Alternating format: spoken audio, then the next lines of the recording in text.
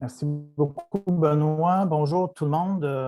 Bienvenue à ce séminaire Ufor. On est très heureux que vous soyez là. Et moi, il me fait un très grand plaisir d'accueillir Alison Munson, que je connais depuis quelques années. Alison, on ne dirait pas le nombre d'années qu'on se connaît parce que je pense qu'on se connaît depuis tellement d'années qu'il y a des gens qui n'étaient pas nés quand on a commencé à se connaître. C'est vrai. Donc, Alison, professeure à l'Université Laval, spécialiste des sols, qui a fait des travaux au cours de sa carrière, là, beaucoup en forêt boréale, en forêt feuillue, et peut-être un aspect particulier, c'est depuis quelques années, elle s'est beaucoup intéressée aux aspects des sols en milieu urbain, et je dirais que c'est probablement un des facettes les plus méconnues de toute la recherche qu'on fait en milieu urbain. C'est qu'est-ce qui se passe dans les sols, et on sait que les sols, c'est très important. Elle a obtenu une chaire et elle co-dirige, je pense, toujours une chaire à l'Université Laval en lien avec la Ville de Québec pour développer des projets de recherche sur les milieux urbains. Et donc, je pense que c'est de ça que tu vas nous entretenir aujourd'hui et tu vas présenter, si je comprends bien, Janani, là, qui va t'accompagner aujourd'hui dans la présentation. Donc, je te cède la parole. Merci, Christian, et thanks to you, Benoit, and the committee for inviting us. We're going to present in English today because it's a réseau pan-canadien. We're a network that goes across Canada. So I'm really happy to present Janani, who is started to work with us just in January. Jean-Claude Ruel was the co-titulaire of our chair for the first year, and that worked really well. We really had a good first year. But Janani has come on, and she is from the University of Toronto. She did her master's in conservation there, and then her PhD with Sandy Smith. And I'll pass over to you, Janani. We're going to talk about, today we'll really put the emphasis on working with partners, because I think that is a main theme of the network is how do we work with partners? What works best? How can we improve relationships with partners? And I think students are learning that themselves with their various stages, but we really want to kind of get into that a little more in the presentation by our own experiences, and then how we see that looking forward with the chair. So over to you, Janani. Merci Alison et merci Christian Benoit pour l'introduction. I'm going to continue in English. So the research with cities is a two-way street. So I guess we are talking to that subject here today. And before we do continue and get into the presentation, we do want to acknowledge the First Peoples of Canada who have been here before us, before our time, and have been in conservation and been taking care of the land. So we would like to begin by acknowledging that the land on which Alison and I have gathered today is the unceded traditional territory of the Huron-Wendat people, respecting the Huron-British Treaty of 1760. We are grateful for the land, the water, the flora and the fauna, and the people who have taken care of this land for thousands of years. So just to continue my introduction from Alison, and to also give a very comprehensive one, because I am new to the Ufor network, but also the new assistant professor of urban forestry at Université Laval. My training comes from the University of Toronto, where I did my master's and PhD in forestry. But then I also continued on to do a MITAG's postdoctoral fellowship, which also had an industry partner component to it, where the focus was more on urban soils and low impact development. A lot of my research interest at the moment is very applied, collaborative, and transdisciplinary. So I do like to use the acronym ACT. So most of my work currently is nature-based solution for integration and conserving trees in urban landscapes, but also thinking about building resilient communities, not just for wildlife and fauna and flora, but also including the people within urban ecosystems, urban soils, and I will be interested in continuing on with some of my previous work on ecosystem services for human health and well-being. So I'm going to talk a little bit about the importance of creating partnership with cities and institutions. And for many of us who work in urban forestry, we know the importance of creating these partnerships because a lot of the work we do have to think about them in an applied context. So some of my partnership began during my doctoral research where the University of Toronto already had an established partnership with the Toronto District School Board, facilitated by Andy Kenny and Daniela Purek-Maldovic.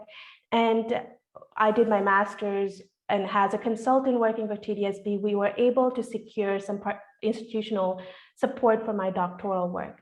So a lot of the work that we did is to build the science society divide using science-based information.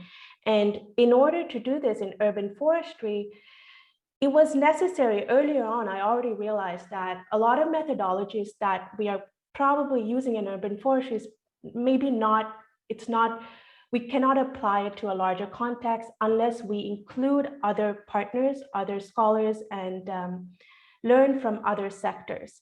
So very early on during my doctoral research, I reached out to the City of Toronto's Shade Policy Committee, sat on the committee, and I still sit on the committee. And I was able to learn from dermatologists, cancer care specialists, public health officials, and really incorporated some of the methodologies that are in other sectors into urban forestry. So here we are building different methodologies within urban forestry. And the importance of creating these kind of partnerships and learning from other practitioners and sectors was very, very important for my work, which carried on into the applied sector. So one of the things that are coming out of my doctoral research even today is it's currently being adopted into the current revision of the City of Toronto's Shade Policy Committee. This committee has many people working across different sectors. Also at this moment, because of COVID, it is on hold. But once we do come back, we will be incorporating more of the work that I have previously done into the policy. The other component to this is that I'm not just taking from or learning from the other members, but as I was involved in this doctoral work, I was able to input learnings from literature and to provide science-based component to the policy that was taking form, that is being approved by the Board of Health. At the moment, this work is also being incorporated into the Shade Planning for America's Schools Resource and Policy by the Division of Cancer Prevention and Control for Center for Disease Control. So you could see that bridging science, you have to co-create this knowledge from the onset of research or science. It's difficult to really bring science into it after it has been created because you're not really working with practitioners from the get-go. So those are important components to keep in mind when we are creating partnerships. So I was also fortunate enough in a MITAX postdoctoral fellowship at Brock University to be a part of a very transdisciplinary team working with a forward-thinking Ontario municipality, which is Town of Lincoln, that was considering implementing low-impact development in a large waterfront pre-construction site. So our main objective was to provide evidence-based solution to convert this entire site to be more of an absorbent landscape so that we can minimize and manage the runoff of development to limit the amount that enters Lake Ontario. So using more horticultural practices and soil amendments to create some low impact for the new site. So here again, we are co-creating this knowledge. We're in constant conversation with Town of Lincoln, Vineland, who has been at the forefront of doing these kind of activities. I'll bring it back to Alison. So what have you done in the past, Alison? Well, my work with cities began with a partnership with a graduate student, Elise Beauregard, who wanted who has a 30-year career almost in landscape architecture. And she came back to school because she said to me when we met first, our management of vegetation is not working.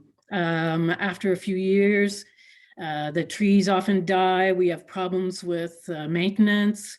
And so she wanted to take another look at why there were so many problems with what she was doing as a landscape architect. So we developed an NGO, the Laboratoire de l'Intégration de l'Écologie Urbaine, LIEU, with Vincent Poirier and an urbanist, Claude Beaulac, who unfortunately passed away in the last year. And we gradually developed projects together. The first project was in Montreal on the Rousselot Hospital grounds, where we tested different amendments and as alternatives to lawn, and looked at how they influenced soil quality. We worked also on a hospital ground project with Nature Québec in Quebec City. And our biggest project to date is a pilot project with the City of Montreal, Lola, which just finished, and we presented with the Creux de Montréal last week. And I'll just show a few of the results from that. And now we have a similar project with the City of Quebec, a project I love, working on small green islands in Quebec City, and Laurence, who's part of the network, is involved in that. And so next, LIEU, we're really focused on the quality of urban soils. Our principles are also to increase biodiversity, and especially native biodiversity, and put a focus on the functional link between plant and soil, especially via organic matter input. And our principles are also to involve as much as possible local users and residents living around the projects that we do.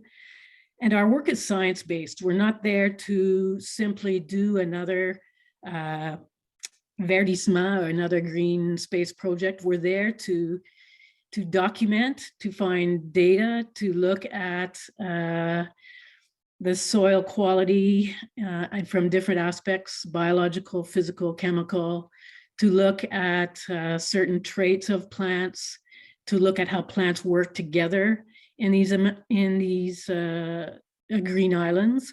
So that's the way we are approaching all of our pilot projects. So that's Elise and Vincent, my colleagues in LIEU. Next. Some of the first results that we presented in detail last week. Here we did, working closely with the horticultural technique team in the Ahansik Cartierville neighborhood. We identified several plant mixes that work really well under these conditions, that are resistant to salt, different stresses. And one of the ways our approach is very different is that we start directly from seed instead of using transplanted plants that have to be transported, produced elsewhere, and then planted in. We use direct seeding, and it seemed to work as well, if not better, than the transplants. We're using a different approach. Again, this link, organic matter, the importance of organic matter, leaving the fall litter in place so that it can feed into the soil. One of the big surprises, which we will be putting out this year, is that the total carbon budget is in many cases negative. That means we looked at the carbon in the biomass of the plants, we looked at the soil carbon, and over the time frame of 3 years, we were losing carbon. So that's a really startling result that we will validate elsewhere, but it means that we really have to look at what we're doing with the soil mixes that we use, and how we might think about them differently if we don't want to be showing that we're losing carbon. This certainly won't help with the city's ambitions to be carbon neutral. We also, over time, involved the neighborhood residents and church members that were around. It was really fun to see because they really, even though the NGO that was parallel with us that was working on involving them couldn't really do their work because of COVID, the people came and started to interact with us and finally did some of the work of maintenance at the end of the project. So this, we're really happy to see that, yes, you can excite people around and you can involve them directly. So that was a good end result. Okay, next. And now, what did we learn? Both Janani and I think our partnerships in these last projects have given us some deeper understanding of what can we learn from these. So I'll go first. So some of the experiences that I could share with the Ufor network today is that compromising and finding mutual ground. And sometimes as scientists and academics, we want to be scientifically rigorous and we come up with this plan, a design, and then go back to our partners and then they're like, no, oops, there's a water pipe there. We can't make a soil amendment project there, or this tree is in conflict with another infrastructure. We can't let you harvest any leaves from the top of the canopy.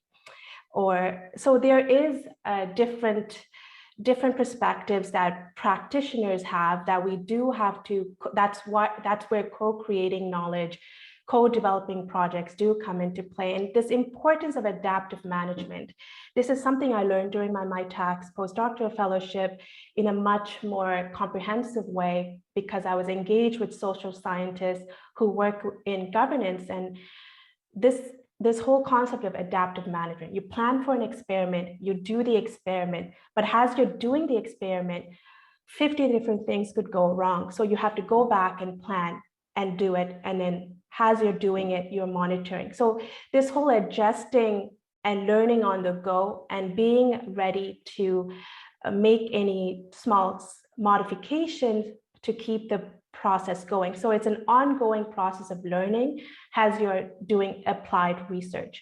So these kind of partnerships, we have to approach it from an adaptive management perspective. And those are the things that we should consider when we are developing that MOU, or when we are co-creating this kind of project or any project in an urban setting.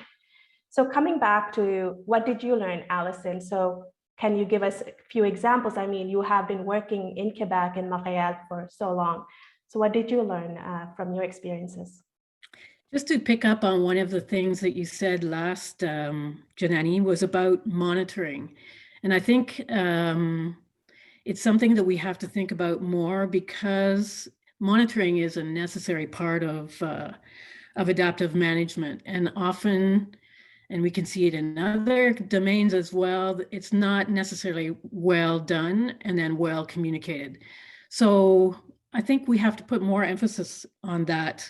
With our project Lola in Montreal, we really want to continue to monitor, because 2 or 3 years of data, it's not enough to tell us is this really a good ecological solution.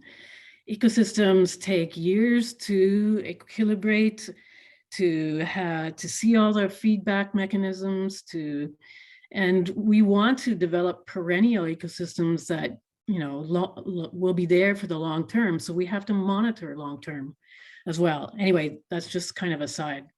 But can you go back, please? Yeah.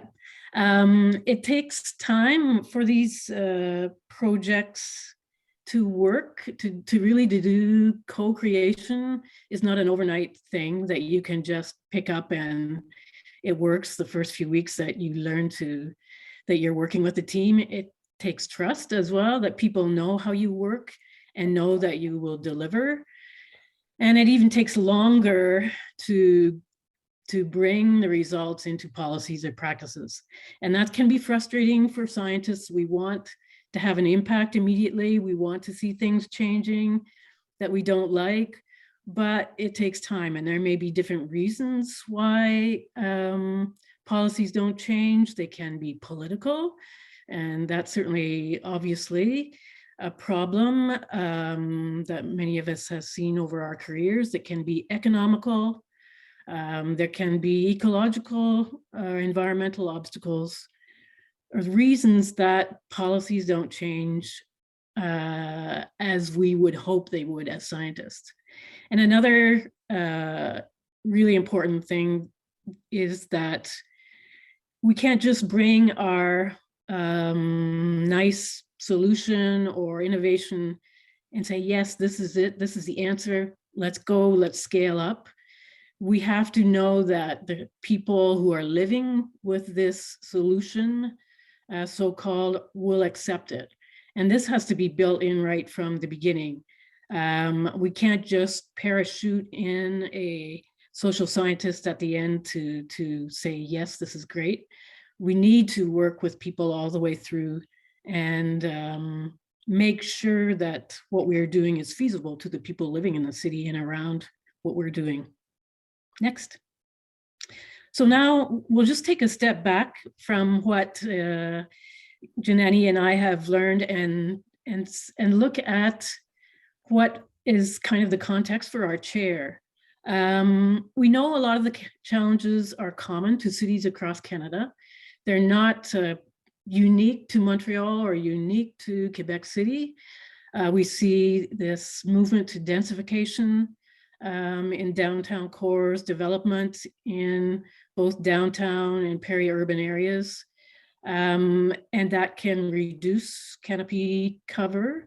We have problems with exotic pests and diseases, and that will not be slowing down with climate change. We'll have new challenges in that way.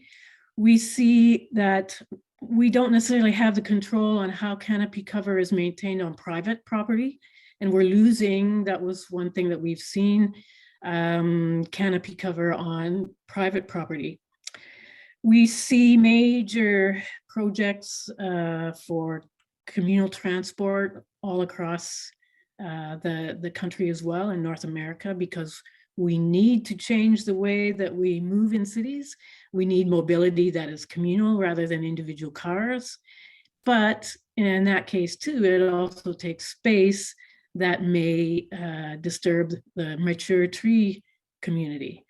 And not the least, we know that there is inequity among neighborhoods in canopy cover, but it's not easy to resolve, because in those older neighborhoods, where is the space that we can find to demineralize and add trees? It's often not there. So what do you do to address the inequity of canopy cover in this case?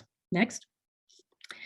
And when we're exchanging with people in Quebec City, these are some of the challenges that are identified and that we need to work on in the next few years. We saw that at a midterm evaluation of canopy objectives, we saw a loss of canopy cover instead of a gain that was expected. We have an objective of 35%. And part of this was because of new residential construction, major commercial space on a peri-urban area, such as Decathlon and IKEA. Losses due to emerald ash borer and still ongoing from Dutch elm disease that takes away our dominant trees that were there of ash and elm that were chosen to dominate. We're also seeing a major debate about loss of trees associated with the tram integration. And so the city is doing all that they can to address this loss. They're consulting with the community. They're protecting the trees in place as much as they can, planting to compensate, and it's up to 20 for 1 in the same neighborhoods. They're working with the best people, I think, that they can, the NADO group of consultants that probably many of you know, to protect the trees in place. But when you enlarge a street, you can't protect a mature tree if you're cutting off half of its root system. So there are constraints, and we'll have to deal with that in the oncoming infrastructure development. Next. So I'll pass over to Janani. Go ahead. Thanks, Alison. So I'm going to give you an overview of the chair and the current goals of the chair. So as Alison pointed out, some of the major challenges in Quebec City is the losing canopy and the establishment of the tramway. It's the streetcar network in Quebec City. And because of the present political party was interested in integrating and conserving the trees of the city, a partnership was created with the Université Laval and Ville de Québec to really understand and develop knowledge and design new methods and new tools for conservation and integration of trees and all of its components, crown, trunk, roots, and soil in an urban environment.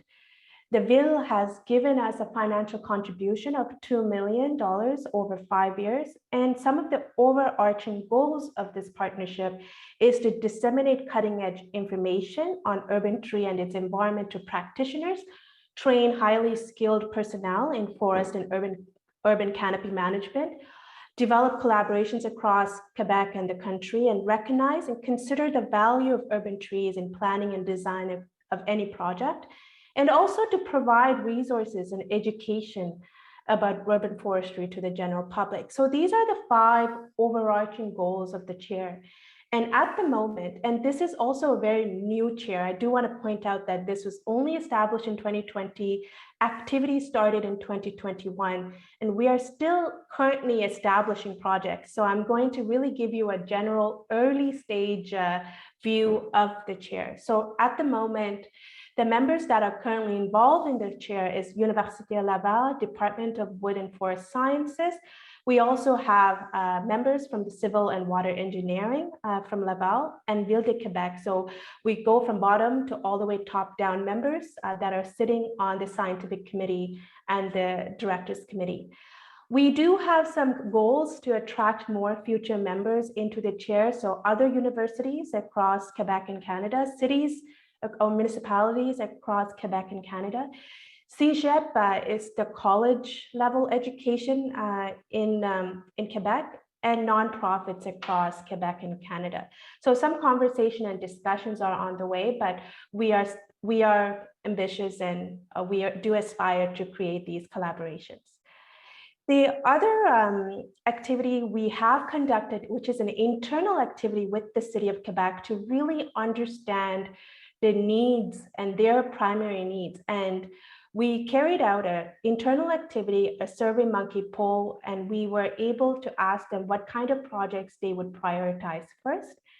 And through this prioritization activity, we came up with 3 themes, which projects under these 3 teams are currently funded. So currently on the way, and we are currently recruiting students for these projects. Theme 1 is on the impact of construction on urban trees. Theme 2 is the long-term impacts of design and development on urban soils. Theme 3 is mitigating climate change. And we have specific projects under each of these themes at the moment. So Alison and I will go a little back and forth to sort of give you a very broad overview of the current projects. And we hope over time we are able to share the results from this project. But at the moment, it is still in the beginning stages of formation. First project under construction on urban trees is the impact of root cutting on tree stability. It is being done by MSc student Clément Palafré, supervised by Jean-Claude Cruel and myself. And the main purpose of this project is because the proximity between infrastructure and trees increases the interference between infrastructure and roots. We often we have to cut roots to prohibit their interference with like water pipes or other new infrastructures or sidewalks. So what we want to know is how can we minimize tree dieback, death, and open wounds that does cause trees to be more vulnerable by seeing how far away from the tree should we cut the roots in order for the tree to be more stable. This kind of work has been performed in the United States, but very limited. So we do want to continue this on 2 different species that is quite abundant in Quebec City at the moment, so Norway maples and little leaf linden. And this work is being carried out at the moment. We also have a couple of other projects under this theme. One is to medium-term impact of construction on tree health. So we do want to monitor the sites where we are creating these treatments of cutting roots at different distances. And we do want to monitor this long term, but we also want to understand the impact of root slicing on tree health over time. So these projects are currently underway in formation, and we are hoping to develop these projects further under the chair. The other project under this theme is methods of mitigation and engineering to counter the impacts of construction for tree health. So this is being carried out by Jean-Pascal Bilodeau from Civil Engineering and Eric Labelle from the Department of Wood and Forest Sciences. And Eric has a lot of experience looking at machinery impacts on soils in natural forests. So we are sort of taking those kind of methodologies and placing that in an urban context where we are working with civil engineering to mitigate the impact of large scale machinery like excavators and like that from the urban ecosystem. So over to you, Alison. So another interesting project just starting that was work that was done on Rue Maguire, some of you may know, in 2021 to renovate the street and also add more trees. At the same time, the city decided to try different treatments of root development or ways to manage the root systems. And so we have replications of silvocell, structural soil, some of you know, called Q soil. We have another treatment where there's an expanded space and deeper for tree root development. And then to the sides, some places of unrestricted soil space. So we have at least 4 treatments that are replicated, and this will be interesting to look at over time. So this year we'll measure the trees that were just planted last fall, take soil samples, and start monitoring those, the response of the trees over time to those different kinds of conditions.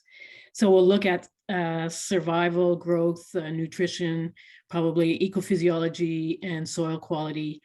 But over the next, say, 5 to 10 years, you probably won't see the response like the year after they're planted, but probably in the next years. And then we'll integrate a master's project that will look at those different aspects, say maybe in about 3 or 4 years, depending on what we observe over time on Rue Maguire. So that's interesting. And just to show you, maybe you'll have a kind of a response at the end of this. This is what the renovation looks like. This was a projection, but you can see what this will look like over time as the trees develop. And I'd be interested in your reaction, maybe at the end, to this, this landscape architect projection of the new renovation of Rue Maguire, if you have any feedback at the end. Next. So another project that's under the theme of long-term impacts of design and development on urban soils is throughout our communication with Ville de Québec, they have witnessed that trees in older neighborhoods are doing much better than in newer neighborhoods. And of course, many of us who work in urban forestry sector, we know a lot of changes have happened in terms of urban soil and the development of soil standards. And so what we are thinking about doing is to really understand the growing habitats and how different historical land use and their effects and their impacts on urban trees over time.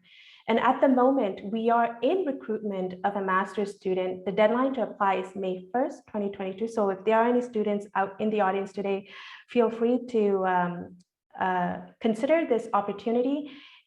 And we are hoping to develop this project with consultation from the Ville de Québec, where they will have access to show what sites they would want to be considered in the planning of this project. So there's So again, we are going back to co-creating knowledge and co-developing projects together with our partners.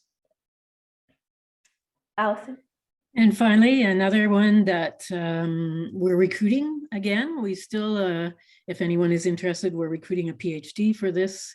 It kind of came up kind of almost, that's what happens when you go out in the field with city foresters. We were on Rue McGuire and we started talking about, yeah, but what trees should we be maybe thinking about?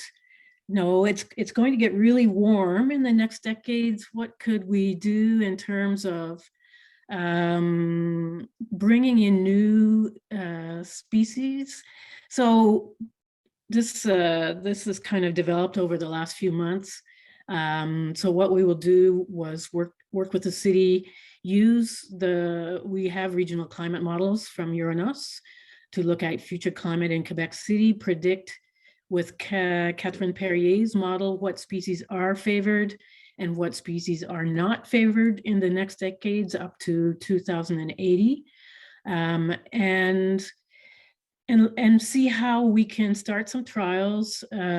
Cities are, I'm working on assisted migration in natural forests, but cities are even warmer. So we can find also microclimates within cities and try some more southern provinces, possibly, or species from more southern in Quebec or even the States, and try them out here and there and integrate them into different demonstrations in the city. So we'll be working on that with this PhD. And as always, we have to look at the social acceptability of assisted migration in cities, not simply assume that people will be happy that we're planting a palm tree in front of their house. So we need to really check this in parallel with any kinds of trials, talk to residents, talk to experts, see what the social acceptability is of trying this within cities. Next. And so again, coming back to the two-way street theme, how can we had a brainstorming with Janani, how can we improve research transfer to practitioners, we could say also to the public. One way that has come out quite often in this presentation is simply by co-development of projects, working in parallel, you're already having a continual exchange. And so there's not like at the end of the project, sudden need to transfer some surprising results. Everyone is aware of how the project has evolved and we'll see the results as we go along because it's co-managed, the project.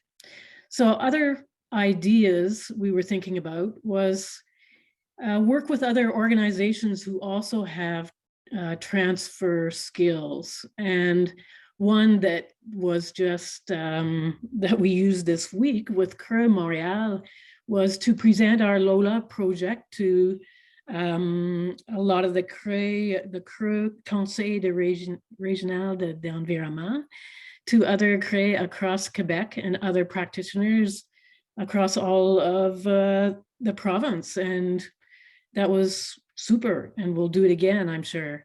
And I know some of the people here in Ufor already do that as well.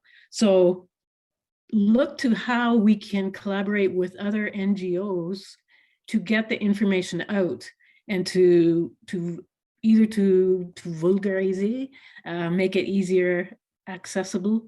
And another thing that we are doing is developing guidelines. And I know people like Alain are already doing this as well. Best practices and short courses for professionals. Next. One that we already have done, which is in French for the moment, but we should try to translate it, is we have a guide on protection of trees during operations for construction. And so this is on our site now. And it is a version of a longer lit review that has been made more accessible with a lot of drawings, a lot of more accessible language. And we're doing the same thing with a guide for best management for soils in cities, which should be out this summer. Manuela Struckelge, who works with me, has been putting that together with other students as well. And so that will be out. I hope we will get that out fairly quickly now. And we should try to translate these as well. So that's another avenue. So finally, just to throw some questions out to you, what can Ufor do more to increase this two-way street exchange? I mean, that's part of our raison d'etre, I think, is to really solidify partnerships across Canada.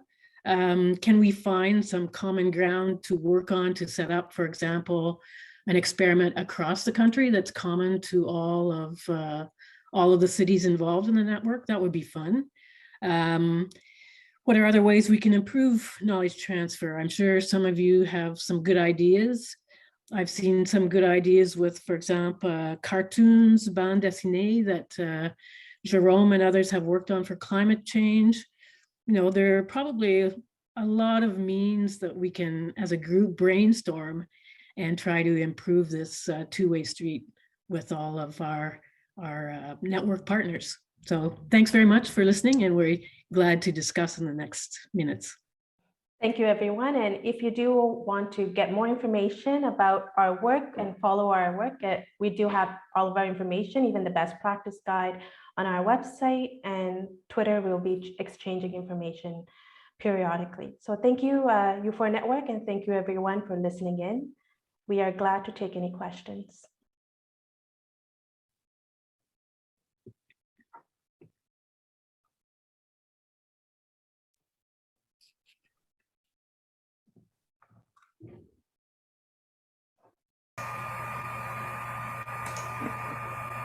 Benoit, is it you who are somebody has coordinating the question period? Yes. Sure. Okay. Do we And have hear has some a loud yeah, that's probably Matt with his air conditioning. Oh. We're used to Matt's home noises. Oh, sorry, yes. Great presentation, wonderful to see. Really like to see some of the technical stuff happening in urban forestry, particularly soils. That is amazing to see some more of that. You mentioned that best practices for large works. I'm curious if there is intent to go into sort of the residential development. More and more, you know, in places like Montreal and the West Island, we're seeing a lot of big homes go into small lots and losing a lot of canopy there. And I'm curious if that's in the breach for projects down the road. At this time, we have been in conversation with the university administration, and the tramway is being also built across the campus. So what we are thinking of doing is starting off on campus first, because some of the trees will be removed, and Alison and I have been in conversations about what kind of trees to be removed, but still it is an ongoing conversation and things will be adapting as we are getting more involved. But there is opportunities there to follow the work that the university and the construction that's happening on the university grounds. And this is also a project that's more in line with Jean Pascal and Eric Labelle. So we will be more, they'll be more likely to have more information in what kind of sites they are considering in their trials. But at the moment, we are thinking about starting on the university campus first, and then maybe we could go out and follow the route of the tramway. It's what we have discussed so far. Alison, is there anything you want to add? No, it's a great point, Matt, because I think it has to be done sometime. But at the moment, like we are really following the priorities of the city, and so we're kind of sticking to their highest priorities. We eventually we want to build build in more partners who will have more varying interests.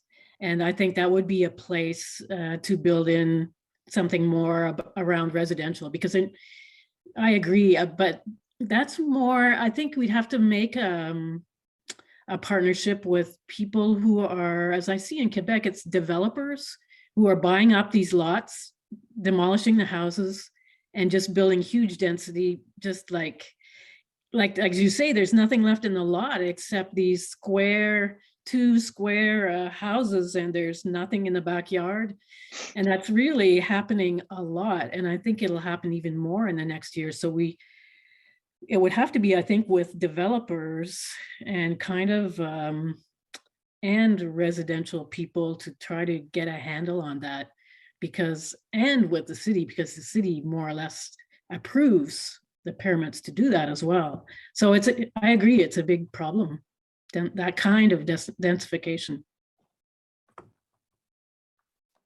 Thanks, Matt, for the question. We have a question from Carly Zitter. I'll turn on my video so you can see me. So nice to see both of you and to see all the great work that you're planning. And I certainly see lots of opportunities for collaboration with Montreal as well.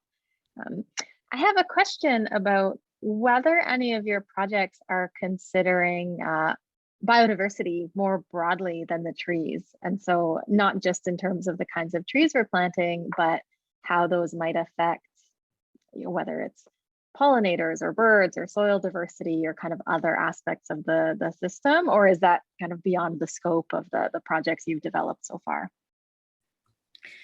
So far, I'd say it's beyond the scope. With you, it's actually, with my organization, we're very concerned with that. And we're really trying to bring in, say, improve Indigenous biodiversity. But and the other project with the City of Montreal that Lawrence is involved in is, again, we're trying to complexify and increase biodiversity.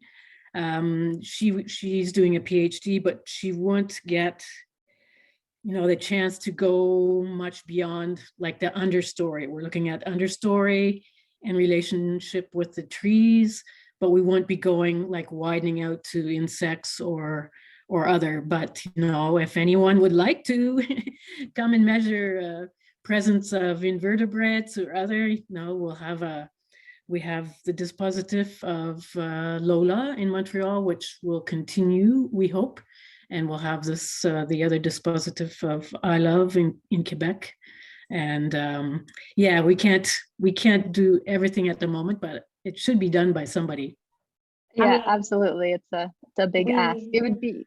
Oh, go ahead, Janani. No, Carly. No, what I was going to say is we do have sites planned ahead of time. So if there is potential collaboration that you or anyone from the Ufor network, we are not assessing biodiversity, but if anyone else wants to do that, there could be potential collaboration that could be planned, because we are planning on taking long-term data over time. And if biodiversity is one of those criteria that we want to look at, it is quite possible. So yes. Yeah, it'd be interesting, especially with some of the assisted migration work, or like as we're changing the trees we're planting, what other effects is that going to have? Thank you. Thank you, Carly. We had one question in the chat from Brenly, which is there no tree protection bylaws in Quebec City? Yes, there are. But even though there are tree protection bylaws, people have permits to that are passed that mean densification and mean trees are lost. There was an example, there was a good debate about the new Maison des Aînés in Quebec City, that one of the first things was done was they identified trees and we're going to cut down a lot of the trees around this new development. And you would think, well, wouldn't you like people the elderly like to have some trees maybe around their new residence? So yeah, there are bylaws, but there are also permits, and there's there's a limit to the control, I think, by the city too, once the permit is given out. Excellent. Thanks, Alison. Next up is Françoise Cardou. Thanks, Benoit. Thanks to Janani and Alison. It was really good to see all the different projects that are happening, especially enjoy the focus on these sort of translational approaches, the two-way street. That's very nice for an urban forestry chair. But since we're in this student group and we're all being asked to interact with practitioners in various ways, I wonder if it would be a good opportunity for you guys, if you have any insight, to maybe, and if you've pondered this, the limits of co-creation and co-development for solving challenges in urban systems. I don't know if you have anything to speak to that. You go first, Janani. Okay. Of course. Yeah, there's definitely a lot of challenges. It's not easy. I'll say that from the get-go, because often we want to be theoretically and scientifically rigorous and we go with a plan, but then things change up. So what we have to keep in mind, it's this ability to be flexible, but at the same time being able to communicate and really talk to the practitioners and convince them of the larger effects and the larger benefits. And often that takes a few meetings, or sometimes it gets escalated and we have to deliver the same presentation maybe twice or three times. So we have to be patient. Patient is probably one of the important traits that we do need to possess, but at the same time, limits, to answer your question, you do have to, as scientists, we do need to understand where we draw the line in terms of making science-based decisions and evidence-based research. So it's a very difficult question to answer. I'll give it back to Alison.